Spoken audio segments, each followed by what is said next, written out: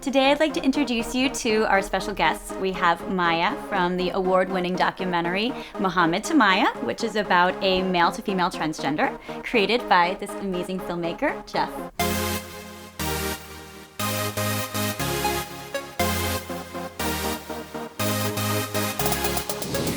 So how did you guys meet? Go ahead. You want me to go? Alright, Yeah. I'll go. So in 2010, I had just come back from a fieldwork trip to Mumbai. I was still in my graduate studies at UCLA at the time, working with the trans hijra community over there.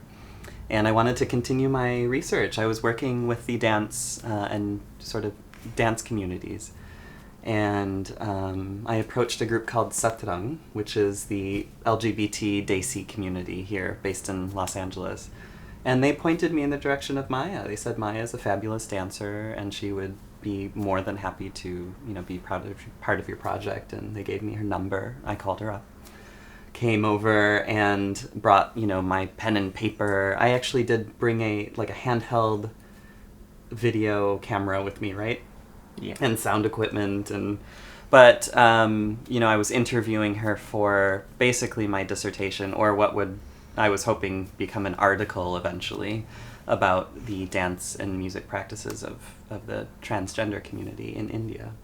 But one thing led to another, and Maya and I just really hit it off. We became good friends. Then she told me later that she was going to undergo gender confirmation surgery over in Thailand, and that was going to take place, I think, 2 months later.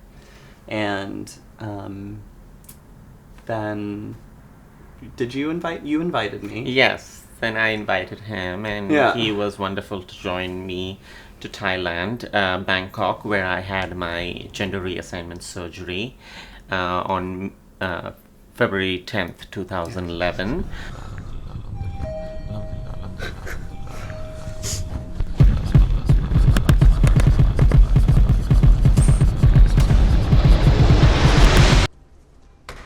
How many surgeries did you have? Well, How many did you have? a few. One is the gender reassignment surgery, which basically converts my penis into a vagina. and then, and then a surgery for, just some facial feminization and stuff like that. But it was all within a very short period of time. So he was there for 5 days, before, during, and after of the surgeries. It was 10. No, 5 days. Was it 5? Yeah, 5 Okay, days. I was And I was there for a month for my entire Yeah. healing and stuff like that. And then I returned to LA after that. Yeah. So what inspired you to get the surgery? I have always felt like a girl, like a woman. I've always had the heart, mind, and soul of a woman, of a girl. And so my treatment was and is to become a complete woman. I was born in the wrong body, so I just needed to change the body, the physical, to a complete woman, which is why I had the gender reassignment surgery, in order to complete my transition as a woman. You were saying that you grew up in India. Yes. How do you feel like that a body and gender identification affected you when you were growing up, and especially in that culture? Right. So I was born and raised in India, in South India, and I actually come from a very strict religious, traditional Muslim family in India. And so, needless to say, it was extremely challenging. As a practice growing up as a Muslim, I have prayed, meaning read the Quran every single day. Mohammad is his prophet. And God is the one and only, the most powerful, the most superior. No one above that. I worship only to God. I bow my head only to God. So I never ever came out as gay or transgender, because if I ever did come out, then according to my family, I would be dishonoring the family, and more importantly, I would be dishonoring Islam, the religion, and go against God. And so that would be reason for me to get killed by them or someone in the community. They would have to arrange me killed. I mean, they would try to get me to stop being who I am, which is not really possible, and then take me to a I don't know, a Muslim priest to treat me or something like that. But if that didn't work too, then the only resolution would be to have me killed. Because, like I said, it would be, according to them, me going against Islam, going against religion, and dishonoring the family. So that would be good enough reason for them to do it, and that would not be wrong to do. That's their belief. Yeah, and so that's why I moved to the United States in the year 2000, and I came to the United States on a student visa to do my second doctorate in natural medicine in Seattle, Washington. After which I moved to California after I graduated, and then shortly, a few years later, I began my physical transition. I mean, I have been through a lot. If you think about it, it's not just my transition. I've been raped. I've lived kind of a gay lifestyle, and then I've come out as transgender, and I migrated to the United States, and I've learned a new system, culture, the 2 doctorates. That's what makes me who I am today. As insane, as crazy, as anxious, as hyper as I am. It's who I am. I had my first estrogen shot on May 27th, 2009.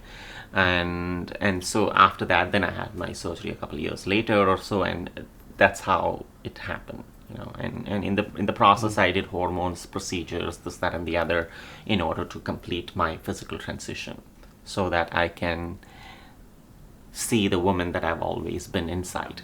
To be honest, the transition, the physical transition, was extremely challenging, to say the least. I mean, when I began hormonal therapy, I started feeling like I was around the age of 39, 40, around there. And so I felt like a 14-year-old girl on PMS. Oh, yeah. At the age of 40, I felt like a 14-year-old girl on PMS constantly. I think that line actually shows up in the documentary. Yes, You do say that very thing. Yes, in the documentary, Mohammad, because that's exactly how I felt for months on end, like for a couple more years, like I would cry at the drop of a hat, and it was a disaster, and I was working full-time. I was working 12-hour shifts. It was a very intense job, and so needless to say, it was extremely challenging on me, mentally, physically, emotionally, and spiritually, actually. So this transition has really, really, truly made me grow, evolve, mature at many levels as a human being. I mean, I don't have my family's support, I'm going to do the biggest thing in my life. I don't have my family support.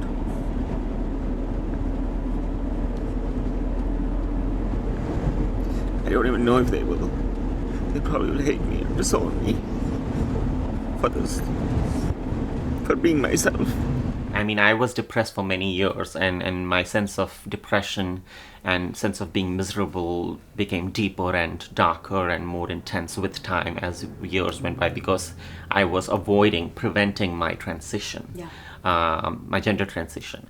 So I eventually reached a point around the age of 38 in 2008 or so that I would either commit suicide or do the gender transition, which is when I had begun psychological therapy, and then decided to do the actual physical transition. So yeah, I really literally had reached that point that I would either commit suicide, or the only way I could live is have to do the transition, because I had many, many blocks to doing it. And the blocks were like, the fact that my family would disown me, or that I would lose my jobs, I would lose my status in society, because I had a private practice with 2 doctorates in holistic medicine. I was a holistic medicine doctor, and that I would never pass, that I would look like a freak for the rest of my life, I would be mistreated, all of that. Because I've seen firsthand how transgender people are treated, and seen in society how marginalized they are, how severely shunned and ostracized they are, like no other community. So that's the last thing I would want to do to myself. But I had no choice. I had reached the point where I would either commit suicide or do the transition. And so I just gave in, and I began the transition. I'm single, so I'd like to meet the man of my dreams. Yes! Okay, well, then I'll have you shuffle the love deck for the man of your dreams. Okay. Let's see. Marriage. I see marriage coming up for you. The wedding rings is the very first card. Oh my God. Yeah. That's beautiful. When? How soon? When? If you want to be on the show, contact us and tell us your story.